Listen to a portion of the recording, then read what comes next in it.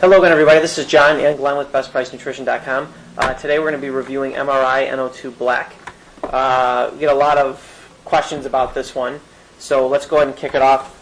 There's only 3 ingredients in the product, so it's arginine alpha-ketoglutarate, or AKG, and then there's 3 grams of that per 3 caplets, and then there's alpha-lipoic acid, and then actinose, which is a trademark name for a whey peptide fraction. Those two equal 150 milligrams. So why don't you cover real quick the theory behind AKG, and then we'll go into the reality about it. Yeah, the theory behind arginine alpha-ketoglutarate is that by ingesting it, it can increase nitric oxide production in the body. And a lot of times you'll see arginine and things like that in research studies and in products. They add the alpha-ketoglutarate to slow down the absorption of the arginine. So their thinking is okay, we're going to add something in with the arginine to help it absorb better. Well, on paper, in theory, yes, that arginine does lead to an increase in nitric oxide production.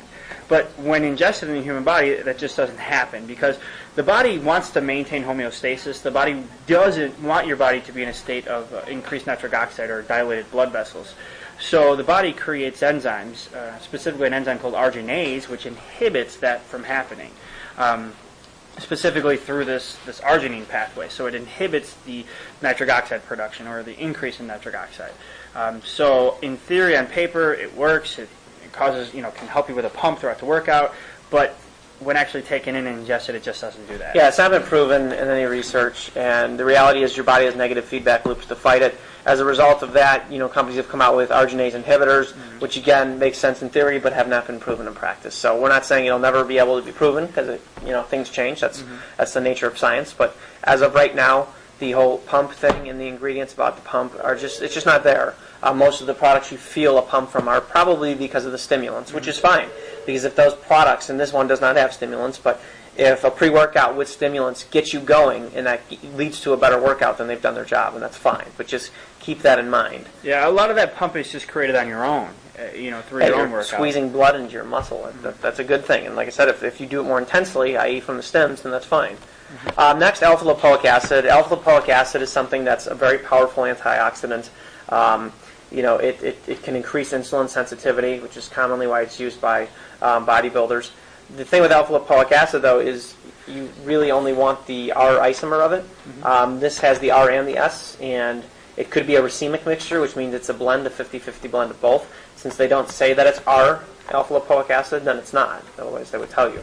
So it's not to say it's terrible, it's just that the research has demonstrated that R alpha-lipoic acid is really what you want, specifically the sodium stable version of it, which is not in this. So. Yeah, and you're only getting 150 that with the other ingredient. With the whey peptide fraction, which... So, yeah, and I guess, why would they add this to a pump product? I guess, there are some evidence that antioxidants can support a pump, but again, it's never been proven. The idea is that the pump, or the nitric oxide release, increases free radicals, but since we know that's not going on, it's kind of like, But, it certainly won't hurt. No.